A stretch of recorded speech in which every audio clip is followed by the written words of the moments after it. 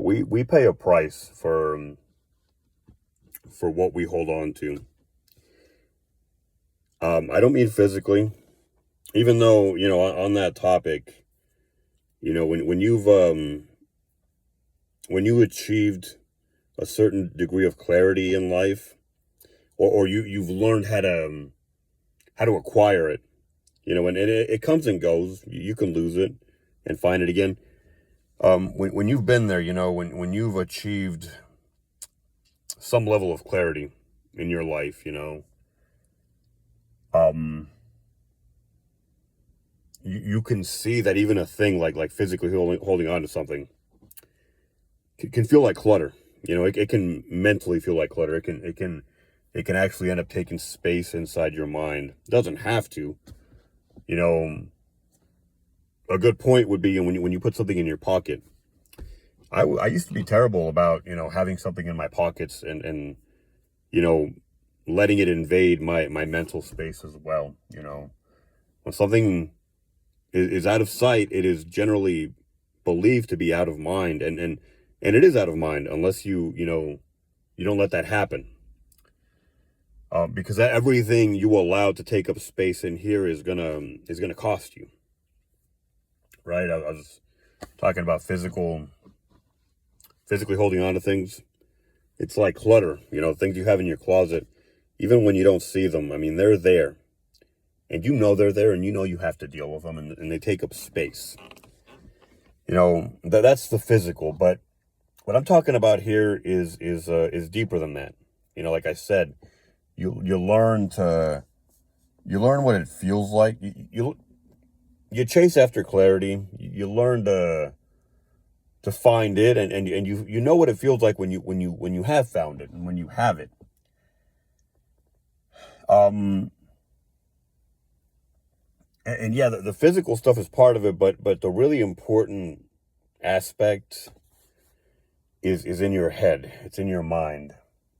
And as I was saying initially, you pay a price. You pay a price for everything you hold on to, right?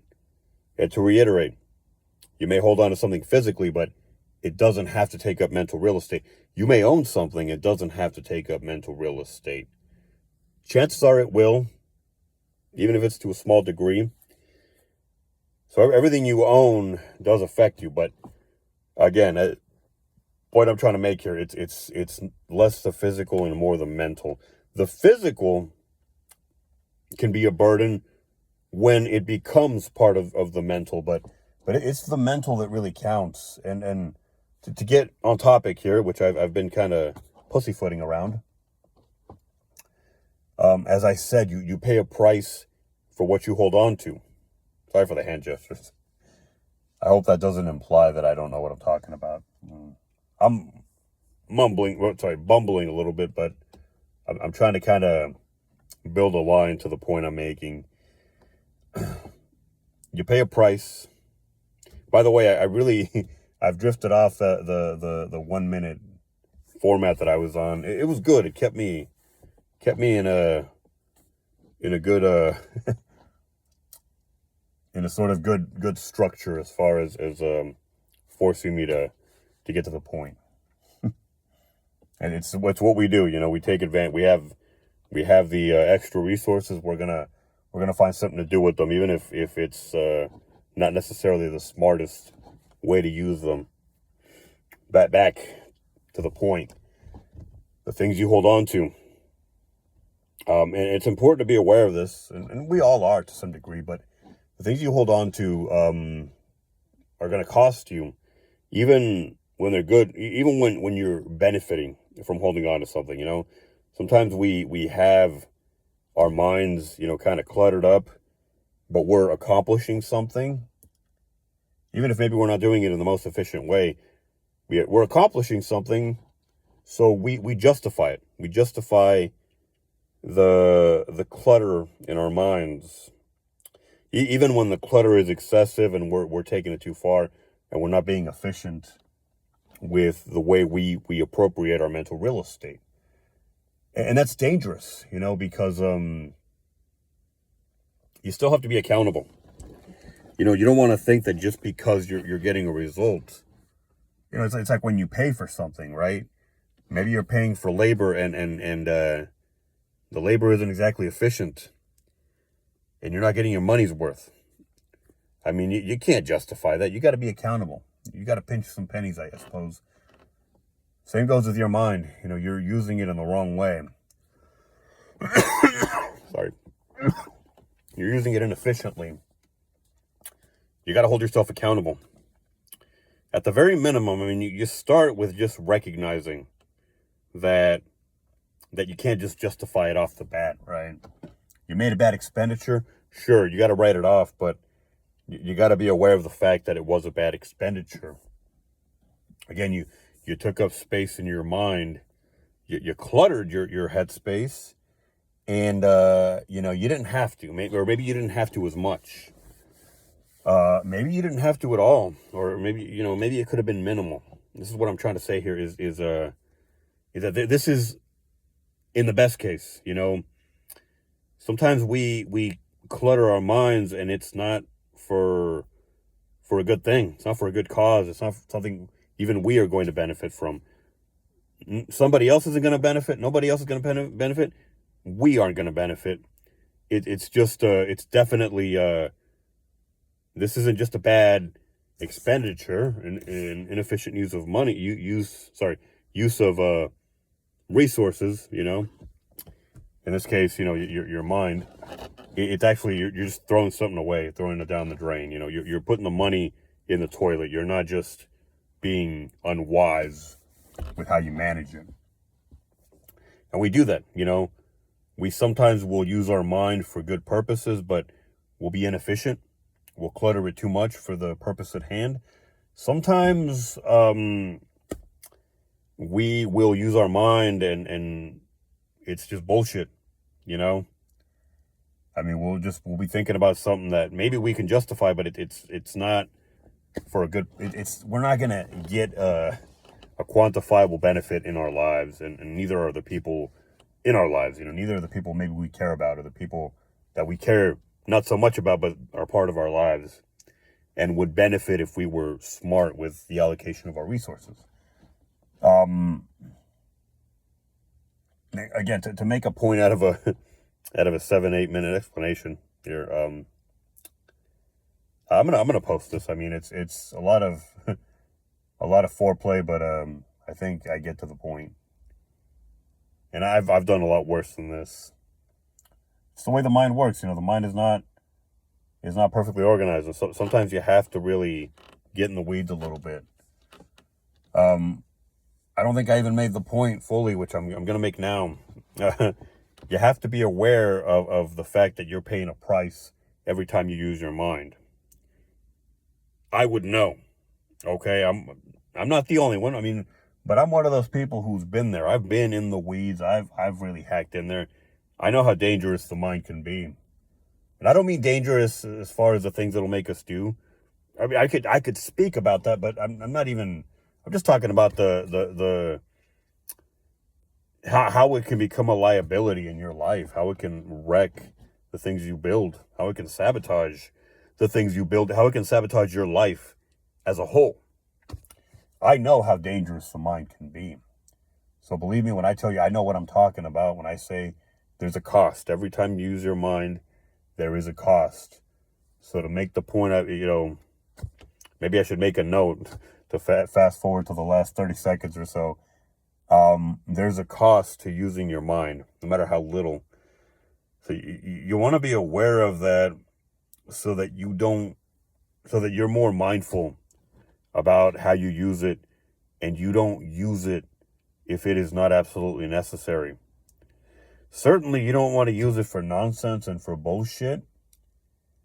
On the other extreme, when it is extremely necessary, for sure you use it. Everything in between, you got to just be mindful. I mean, we've all been known to engage in nonsense, in mindless entertainment, in mindless conversations. It happens to an extent, but don't take it too far. Don't stay away from the things that just and you'll get a feel for this if you start to be actionable with this knowledge. You'll get a feel for it. Don't invest your mental energy in the things that they're going to drain you mentally. They're going to drain your pocketbook, so to speak, as far as that mental energy is concerned, and are going to get you very little in comparison to what you're investing, or perhaps get you nothing at all, or very, like I said, very little. You'll get something, but it's going to be, you'll know if you put in, a good amount of this or that, if your resources got drained and you have little to show for it. Stay away from that, stay away from, like I said, stay away from the bullshit conversations in life, the bullshit thought processes. And I hate to say this, but I don't want to say stay away from anybody, but be leery, be mindful around people who misappropriate the resources a lot. People who engage in a lot of mindless activities, a lot of killing of time. People who engage in a lot of negativity, even. People who think about things that not only are not benefiting them, but this is going even further. People who engage in things that not only don't benefit them, but actually take from them. This is what's happening, This is what's happening when you are a negative person, and even to some degree when you engage with negative people. You're getting the collateral damage. This is what's happening. Your mental energy is the money. You're investing that resource, that mental energy, and you're actually, so you're in a sense getting charged, but that's not enough.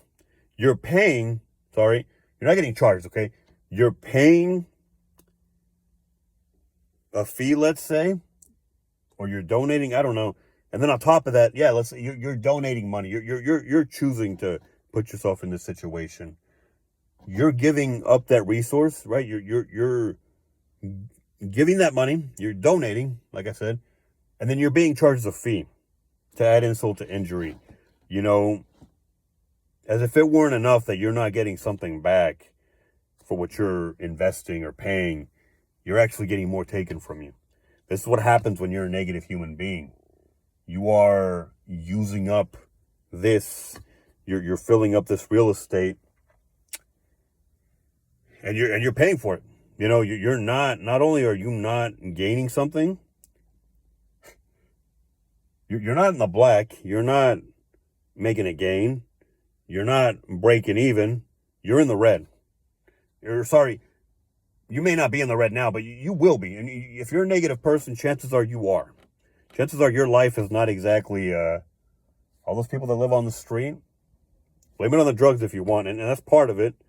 But at the core is probably quite a bit of negativity. Chances are you are in the red, and if you're not, you're on your way there.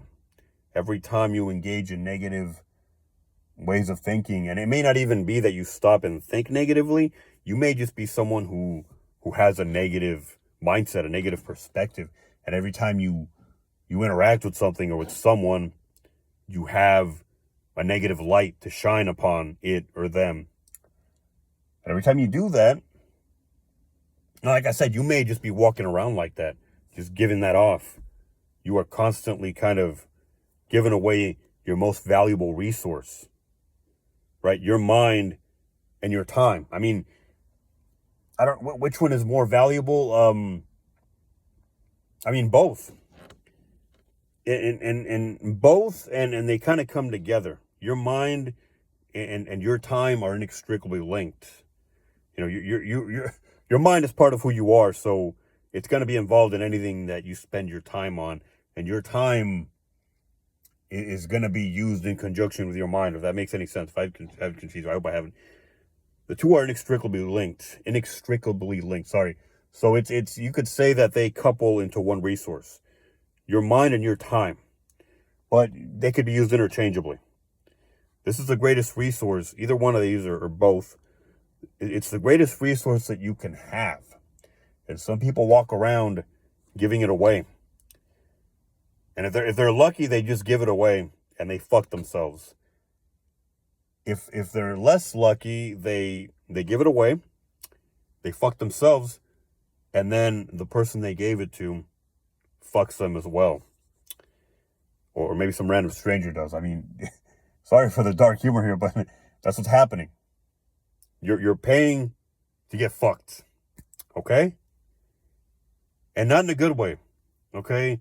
Let's not put ourselves in some fantasy world where no, you are someone who doesn't like that, and you're paying for a very unpleasant experience, very unpleasant to you, undeniably so. Why do you do that? I gotta ask. I mean, what the fuck?